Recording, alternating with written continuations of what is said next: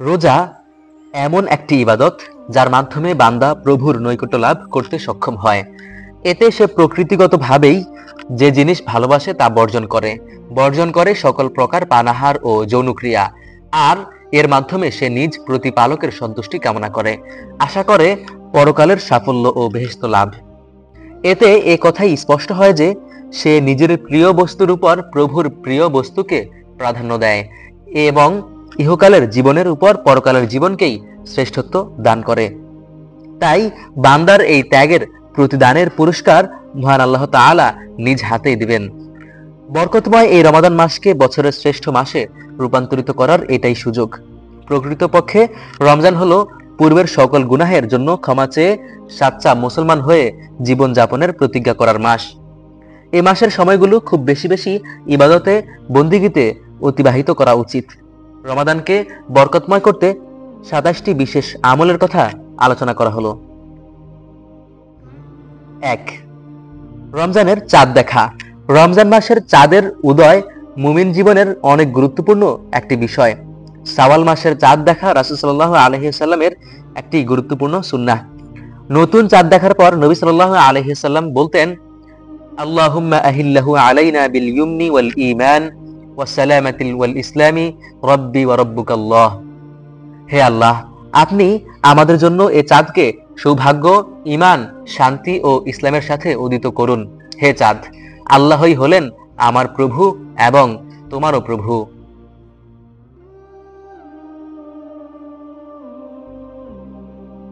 রাসূল সাল্লাল্লাহু আলাইহি ওয়াসাল্লাম রমজানের কথা আলোচনা করে বলেছেন, চাঁদ না দেখে তোমরা সাওম পালন করবে না এবং চাঁদ না দেখে ইফতার বন্ধ করবে না। যদি মেঘাচ্ছন্ন থাকে তাহলে তার সময় 30 দিন পরিপূর্ণ করে নেবে। সহিহ বুখারী 1906।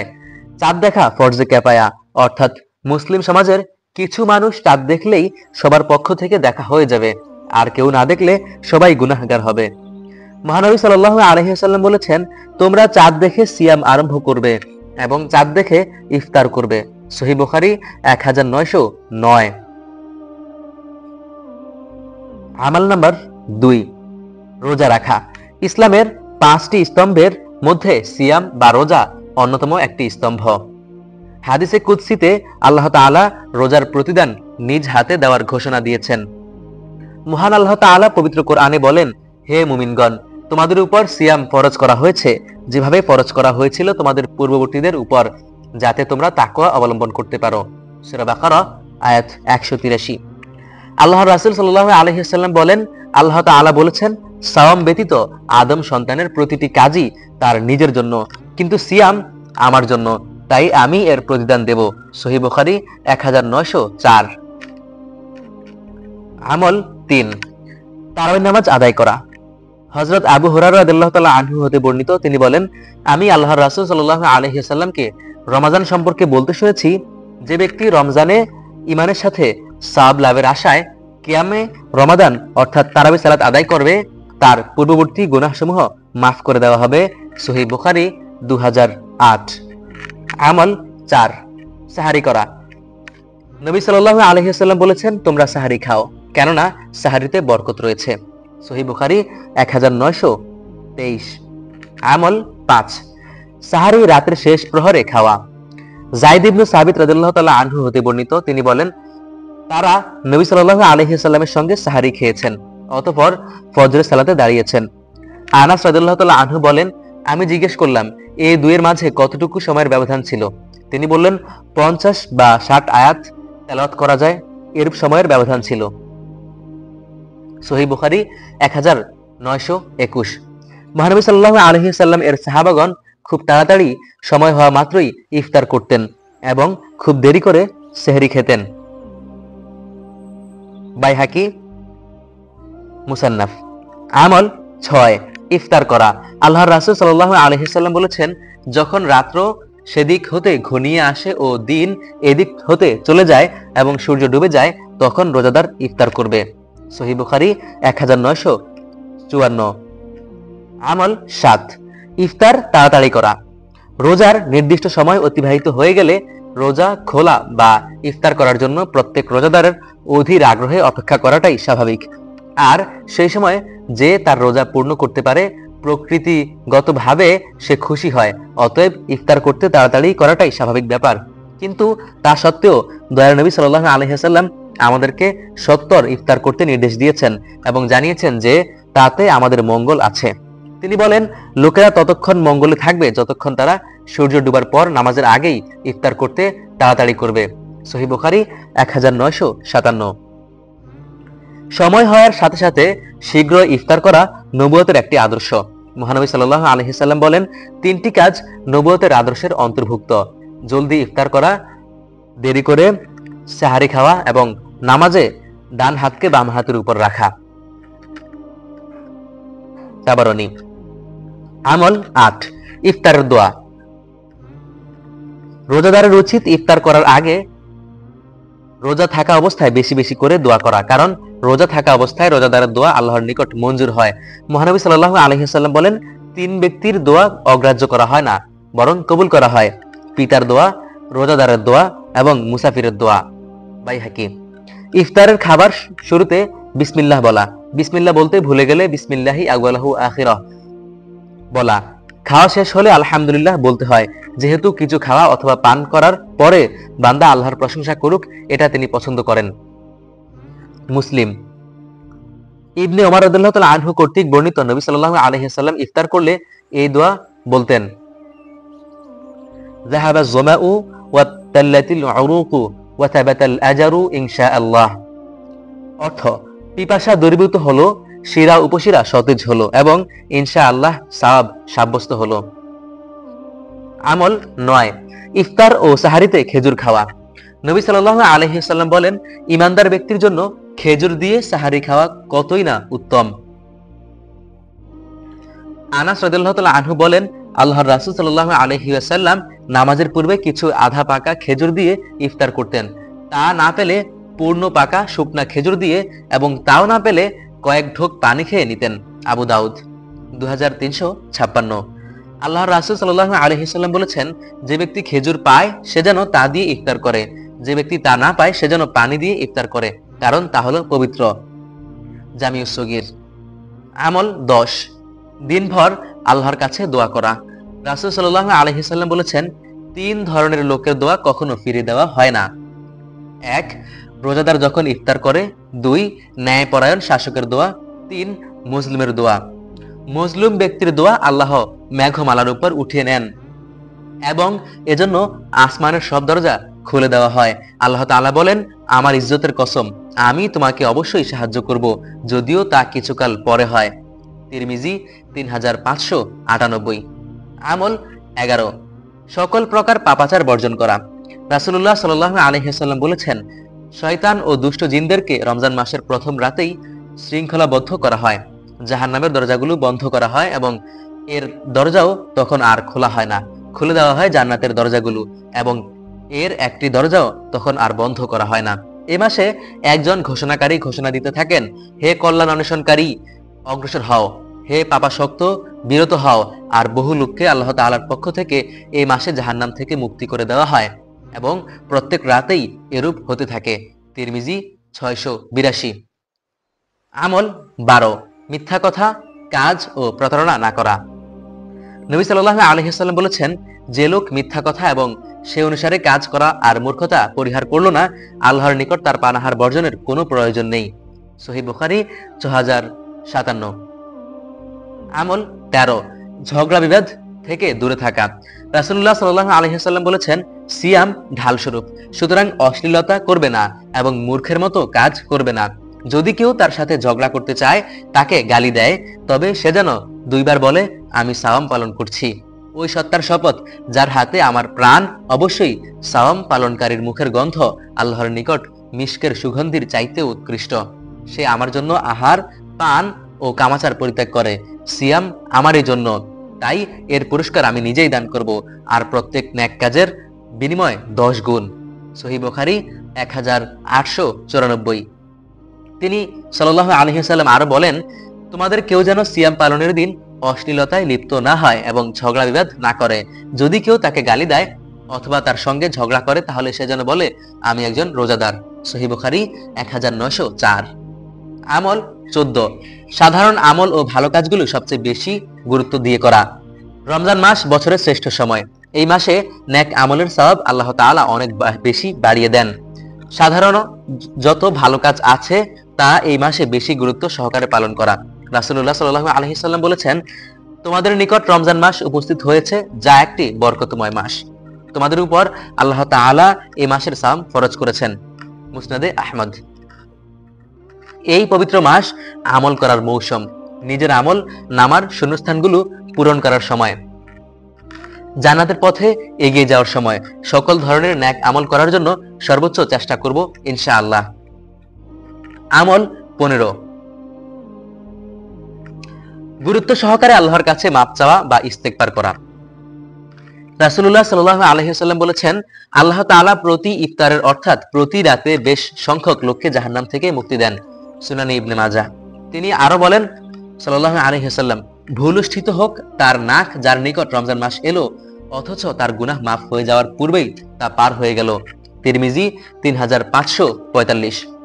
রমজান মাস আল্লাহর কাছে বেশি বেশি তাওবা ইস্তেগফার করার সময়। তাই রমজানের দিনগুলোতে নিজের গুনাহ মাফের চেষ্টা করি। আল্লাহ আমাদের ক্ষমা করুন, আমিন। আমল 16, রোজাদারকে ইফতার করানো। রাসূলুল্লাহ সাল্লাল্লাহু আলাইহি ওয়াসাল্লাম বলেছেন, যে ব্যক্তি রোজাদারকে ইফতার করায় তার জন্য রয়েছে ইফতারকারীদের সমান সওয়াব এবং এজন্য তাদের সওয়াব থেকে কিছুই হ্রাসপ্রাপ্ত করা হবে না। সুনানে ইবনে মাজাহ। আমল 17, বিশেষ গুরুত্বের সাথে কোরআন তেলাওয়াত করা। রমজান কোরআন নাজিলের মাস। রমজানের রোজা রেখে কোরআন তেলাওয়াতের মাধ্যমে ক্ষমা ও রহমত কামনা করার সুবর্ণ সুযোগ। আল্লাহ তাআলা বলেন, রমজান মাস যার মধ্যে কোরআন নাজিল করা হয়েছে, লোকেদের পথ প্রদর্শক এবং হিদায়াতের সুস্পষ্ট বর্ণনা রূপে এবং সত্য মিথ্যার পার্থক্যকারী রূপে। সূরা বাকারা 185। আমল 18, কোরআন শোনা ও শোনানো। আল্লাহর নির্দেশে পবিত্র রমজান মাসে হযরত জিবরাইল আলাইহিস সালাম প্রিয় নবী সাল্লাল্লাহু আলাইহি সাল্লামকে পুরা কোরআন পড়ে শোনাতেন, আর প্রিয় নবী সাল্লাল্লাহু আলাইহি সাল্লাম তা শুনতেন এবং তিনি তা তেলাওয়াত করতেন। হযরত জিবরাইল আলাইহিস সালামও তা শুনতেন। তাই পবিত্র এই মাসে আমাদের পরিবারে নিজেদের বন্ধু বান্ধবের মধ্যে কোরআন শোনানো এবং শোনার প্রতিযোগিতা করা উচিত। এছাড়াও কোরআনের অর্থ ব্যাখ্যা সহ বোঝার চেষ্টা করা উচিত। আমল 19, সাদাকা বা দান করা। মাহে রমজান মানুষকে দানশীলতা, বদান্যতা, উদারতা ও মহত্বের শিক্ষা দেয়। কোনো প্রকার অপচয় না করে রোজার মাসে মানুষের সেবায় দান সৎকা করলে অভাবক্লিষ্ট মানুষের কল্যাণ হয় এবং মানবতা উপকৃত হয়। আল্লাহ তাআলা বলেন, হে নবী, তাদের ধন সম্পদ থেকে সদকা নিয়ে তাদেরকে পাক পবিত্র করুন, নেকির পথে তাদের এগিয়ে দিন এবং তাদের জন্য রহমতের দোয়া করুন। সূরা তাওবা 103। নবী সাল্লাল্লাহু আলাইহি ওয়াসাল্লাম ধন সম্পদ ব্যয় করার ব্যাপারে সকলের চেয়ে দানশীল ছিলেন। রমজানে জিবরাইল আলাইহিস সালাম যখন তার সাথে দেখা করতেন তখন তিনি আরো অধিক দান করতেন। রমজানের প্রতি রাতেই জিবরাইল আলাইহিস সালাম তার সাথে একবার সাক্ষাৎ করতেন আর নবী সাল্লাল্লাহু আলাইহি ওয়াসাল্লাম তাকে কোরআন শোনাতেন। জিবরাইল আলাইহিস সালাম যখন তার সঙ্গে সাক্ষাৎ করতেন তখন তিনি রহমত প্রেরিত বায়ুর চেয়ে অধিক ধন সম্পদ দান করতেন। আমল 20, সাহারি খেতে ওঠার পর তাহাজ্জুদের নামাজ পড়া। রমজান ইবাদতের মৌসুম। রমজানে সাহারির সুবাদে তাহাজ্জুদ পড়া খুবই সহজ। সাহারির সময়ই তাহাজ্জুদের সময়। আল্লাহ তাআলা পবিত্র কোরআনে বলেন, আর রাত্রির কিছু অংশে তাহাজ্জুদ পড়ো, ওটা তোমার জন্য নফল, শীঘ্রই তোমার প্রতিপালক তোমাকে প্রশংসিত স্থানে উন্নীত করবেন। সূরা ইসরা আয়াত ৭৯। 5 ওয়াক্ত সালাতে মসজিদে মুয়াজ্জিন ডাকে, কিন্তু তাহাজ্জুদের জন্য আল্লাহ স্বয়ং নিজেই বান্দাদের ডাকেন। রাসূলুল্লাহ সাল্লাল্লাহু আলাইহি সাল্লাম ইরশাদ করেছেন, প্রতি রাতে শেষ তৃতীয়াংশে আমাদের মর্যাদাবান বারাকাতপূর্ণ রব দুনিয়ার আকাশে নেমে আসেন এবং বলেন, যে আমাকে ডাকবে আমি তার ডাকে সাড়া দেব, যে আমার নিকট কিছু প্রার্থনা করবে আমি তাকে তা দান করব, যে আমার নিকট মাপ চাইবে আমি তাকে মাফ করে দেব।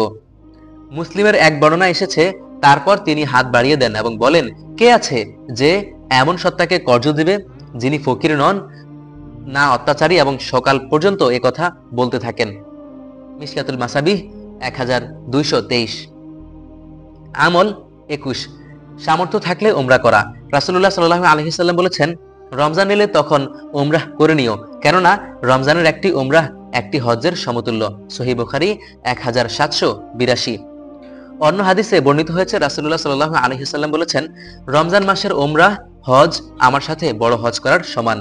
সহিহ মুসলিম 1256। আমল 22, রোজা রাখে বেশি বেশি মেসওয়াক করা। মেসওয়াক অনেক গুরুত্বপূর্ণ একটি সুন্নাত, তাই রোজার সময়ও সকাল, দুপুর, বিকাল সহ সব নামাজের সময় অজুতে মেসওয়াক করা সর্বোত্তম আমল। সব অবস্থাতেই রোজাদারের মুখের ঘ্রাণ আল্লাহর কাছে সর্বাধিক প্রিয়। আমল 23, রমজানের শেষ 10 দিন ইতিকাফে বসা। ইতিকাফ মাহে রমজানের অন্যতম একটি গুরুত্বপূর্ণ ইবাদত। নবীজি সাল্লাল্লাহু আলাইহি ওয়াসাল্লাম নিজেই ইতিকাফ করতেন, সাহাবায়ে কেরামগণও ইতিকাফ করতেন। ইবনে ওমর রাদিয়াল্লাহু তাআলা আনহু থেকে বর্ণিত, তিনি বলেন, রাসূলুল্লাহ সাল্লাল্লাহু আলাইহি ওয়াসাল্লাম রমজানের শেষ দশকে ইতিকাফ করতেন। মুসলিম 1171। হযরত আবু হুরায়রা রাদিয়াল্লাহু তাআলা আনহু হতে বর্ণিত, তিনি বলেন, যে বছর তিনি ইন্তিকাল করেন সে বছর তিনি 20 দিনের ইতিকাফ করেছিলেন। সহিহ বুখারী 2044। আমল 24, রমজানের শেষ 10 দিন বেশি বেশি ইবাদত করা। হযরত আয়েশা রাদিয়াল্লাহু তাআলা আনহা হতে বর্ণিত, তিনি বলেন, যখন রমজানের শেষ দশক আসতো তখন নবী সাল্লাল্লাহু আলাইহি ওয়াসাল্লাম তার লুঙ্গি কষে নিতেন, বেশি বেশি ইবাদতের প্রস্তুতি নিতেন এবং রাত্র জেগে থাকতেন ও পরিবার পরিজনকে জাগিয়ে দিতেন। সহিহ বুখারী 2024। আমাল 25, লাইলাতুল কদর তালাশ করা। রমজানের শেষ দশকে শান্তির বার্তা নিয়ে অবতীর্ণ হয়েছে মহাগ্রন্থ আল কোরআন। মহান আল্লাহ তাআলা ইরশাদ করেন, নিশ্চয়ই আমি একে নাজিল করেছি মহিমান্বিত রাতে, অর্থাৎ লাইলাতুল কদর। আপনি কি জানেন মহিমান্বিত রাত কি? মহিমান্বিত রাত 1000 মাসের চেয়েও উত্তম। সেই রাতে প্রতিটি কাজের জন্য ফেরেশতারা এবং রূহ তাদের প্রতিপালকের আদেশক্রমে অবতীর্ণ হয়। সেই রাতে শান্তি শান্তি ফজর হওয়া পর্যন্ত। সূরা কদর 1-5। বিভিন্ন হাদিস দ্বারা বোঝা যায়, উল্লেখিত আয়াতে মহিমান্বিত যে রাতের কথা বলা হয়েছে তা এই শেষ দশকেই লুকিয়ে আছে। রাসূলুল্লাহ সাল্লাল্লাহু আলাইহি ওয়াসাল্লাম ইরশাদ করেছেন, তোমরা শেষ দশকের বিজোড় রাতে লাইলাতুল কদরের অনুসন্ধান করো। সহিহ বুখারী 2017। নবী সাল্লাল্লাহু আলাইহি ওয়াসাল্লাম বলেছেন, যে ব্যক্তি লাইলাতুল কদরের ঈমানের সাথে সওয়াবের আশায় রাত জেগে ইবাদত করে তার পেছনের সমস্ত গুনাহ ক্ষমা করে দেওয়া হয়। আর যে ব্যক্তি ঈমান সহ সওয়াবের আশায় রমজানের সিয়াম পালন করবে তারও অতীতের সমস্ত গুনাহ মাফ করা হবে। সহিহ বুখারী 1901। আমল 26, লাইলাতুল কদর পেয়ে গেলে বিশেষ দোয়া করা। হযরত আয়েশা রাদিয়াল্লাহু তাআলা আনহা হতে বর্ণিত, তিনি বলেন, আমি বললাম, হে আল্লাহর রাসূল, যদি আমি লাইলাতুল কদর জানতে পারি তাহলে সে রাতে কি বলবো? তিনি বললেন, তুমি বলো, আল্লাহুম্মা ইন্নাকা আফুবুন কারীম তুহিব্বুল আফওয়া ফাআফু আন্নী। হে আল্লাহ, তুমি ক্ষমাশীল, মহানুভব, তুমি ক্ষমা করতে পছন্দ করো, অতএব আমাকে ক্ষমা করে দাও। তিরমিজি 3513। আমল 27, রমজানের শেষে ফিতরা দেওয়া, গরিবদের বাসায় খাবার পৌঁছে দেওয়া। রমজানের রোজা রাখার সময় অনিচ্ছাকৃত যেসব ভুল ত্রুটি হয়েছে সেসব থেকে পবিত্র হওয়াই ফিতরা দেওয়ার উদ্দেশ্য। সাদাকাতুল ফিতর দ্বারা রোজা পালনের সব দোষ ত্রুটি দূরীভূত হয়, গরিবের পানাহারের ব্যবস্থা হয়। আব্দুল্লাহ ইবনে ওমর রাদিয়াল্লাহু তাআলা আনহু হতে বর্ণিত, নবী সাল্লাল্লাহু আলাইহি ওয়াসাল্লাম লোকদেরকে ঈদের সালাতের উদ্দেশ্যে বের হওয়ার পূর্বেই সাদাকাতুল ফিতর আদায় করার নির্দেশ দিয়েছেন। সহিহ বুখারী 1509। মহান আল্লাহ রাব্বুল আলামিন উক্ত আমলগুলো আমাদের দৈনন্দিন জীবনে পালন করার তৌফিক দান করুন, আমিন। এই রমাদানে আমরা চাই আল্লাহ যেন আমাদের ক্ষমা করে দেন। রমাদানে আমাদের লক্ষ্য হবে আল্লাহর সিংহাসন যেন জান্নাতে আমাদের ছাদ হয়। আল্লাহ যেন আমাদেরকে তার আরশ মহলে সম্মানিত করেন। প্রিয় নবী সাল্লাল্লাহু আলাইহি ওয়াসাল্লামের সাথে, সাহাবীদের সাথে, রহমানের বান্দাদের সাথে আল্লাহ যেন আমাদেরকেও জান্নাতুল ফেরদাউসের অধিবাসী করে নেন, আমিন। রাসূলুল্লাহ সাল্লাল্লাহু আলাইহি ওয়াসাল্লাম বলেছেন, জান্নাতের রায়্যান নামক একটি দরজা আছে।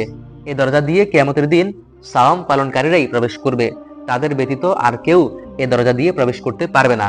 ঘোষণা দেওয়া হবে, সাওম পালনকারীরা কোথায়? তখন তারা দাঁড়াবে, তারা ব্যতীত আর কেউ এই দরজা দিয়ে প্রবেশ করবে না। তাদের প্রবেশের পরই দরজা বন্ধ করে দেওয়া হবে, যাতে করে এই দরজাটি দিয়ে আর কেউ প্রবেশ না করে।